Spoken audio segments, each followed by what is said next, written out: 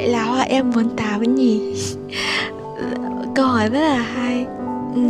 Tại vì lúc Hoa Hoa lập cái TikTok này á, thì lúc đấy Hoa có viết là Hoa em, nhưng mà phải có thêm một con số nữa thì được TikTok đề xuất là 48. Thế nên Hoa chọn luôn. Hoa đâu ngờ sau này sau này mới có bạn hỏi là bạn ở đâu, Đắk Nông hả? 48 là ở Đắk Nông đúng không mọi người? Đó, các bạn nhầm như thế, có rất là nhiều bạn nhầm. Thế bây giờ mọi người gợi ý cho Hoa đi, mọi người nghĩ cho một cái tên để Hoa đặt lại, để cho các bạn không có nhầm nữa nha.